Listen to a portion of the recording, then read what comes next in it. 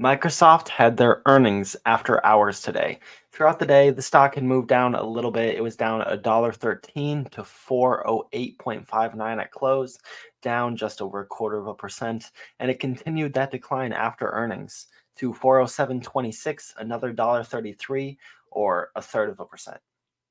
And this is a stock that we looked at a few weeks ago, one that we think is a very quality company, a good one to own. So we're following along with it, and we're going to see if this earnings is coming in along our thesis, where it's different, and if it changes anything. So the last time we looked at this stock, it was trading for 312. And we said the fair value was around 270, discounted cash flows 270. They kind of agreed. Stock was a good buy at $270.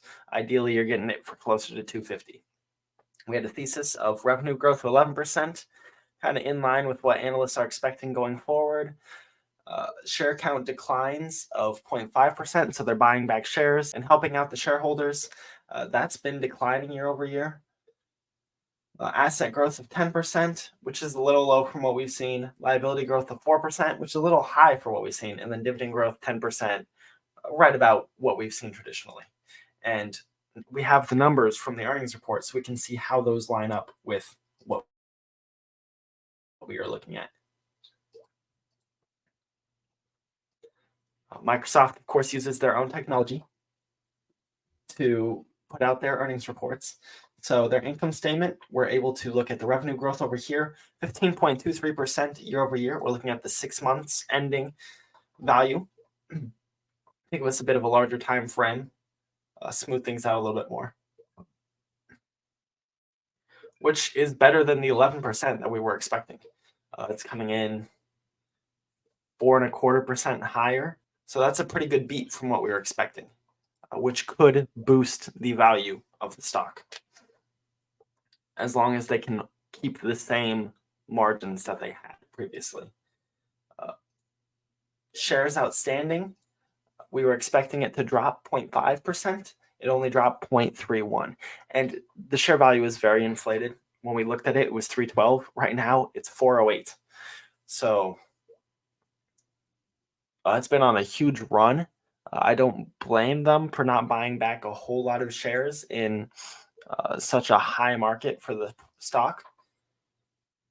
And even if they were investing the same dollar value as they've traditionally done, it amount to less shares.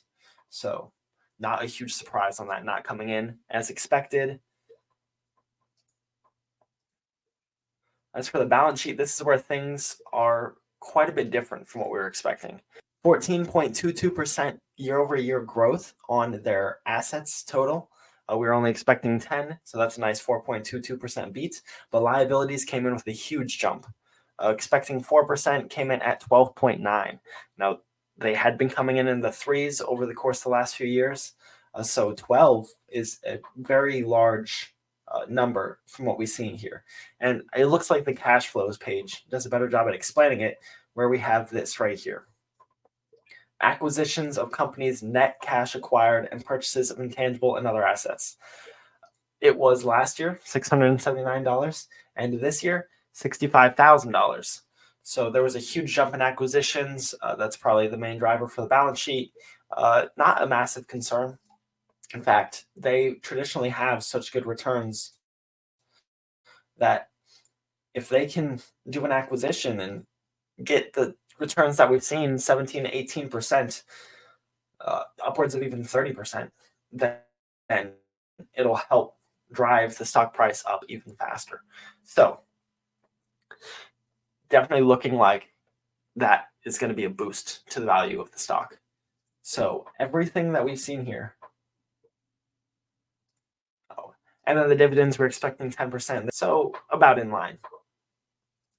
Everything we see here looks to be good news that would boost the value of the stock. The issue is we had a fair value of $312 and the share price of $408 at close today. So there's a huge disconnect there.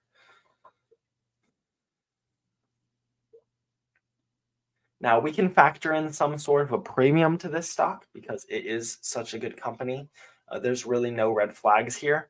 So even a 10% premium on what we had previously, take it to $300 a share. And then with all of these new factors accounted for, we'd be looking at a bit of additional growth, but probably nothing too crazy. So all in all, these earnings look to be very positive. So plugging everything in, we are actually coming up with lower analyst projections for revenue than we were looking at a couple months back. They had projected for 2023 to end with 235.4. It ended with about 212. And then 2024 projection was 266.6, and now it's 224.5.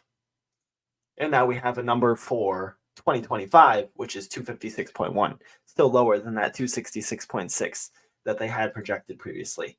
As for earnings per share, they were projecting 11 for 2023, 13 for 2024, and now they're projecting 10.4 for this year, 11.97 for next year, and those are going to have a big impact on the value.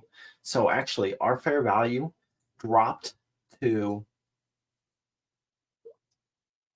around 260, and then I worked in the 10% premium, making it 297.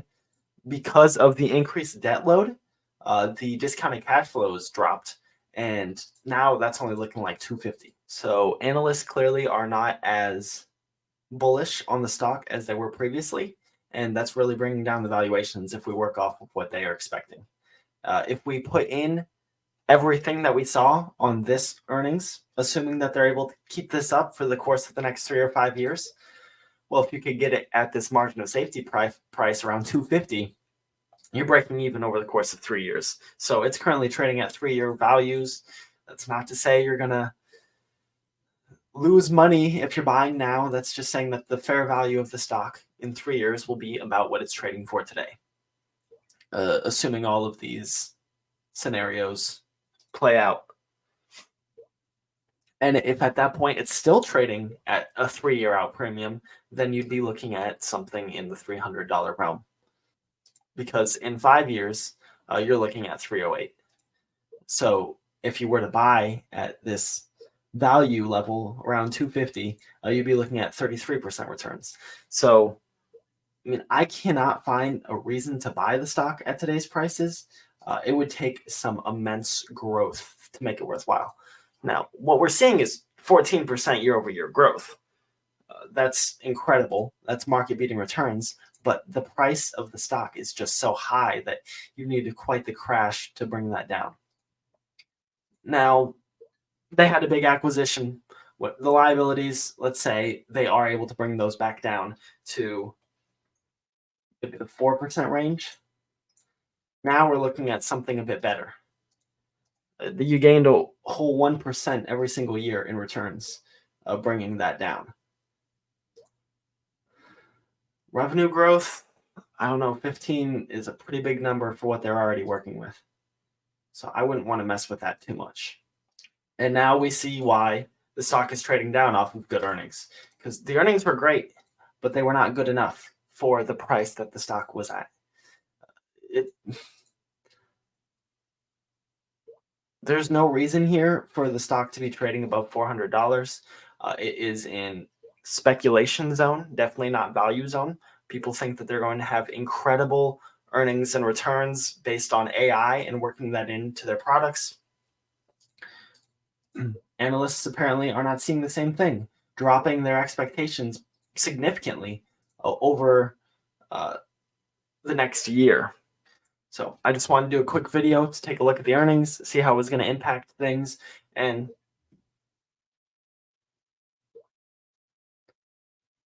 kind of surprised by the outcome.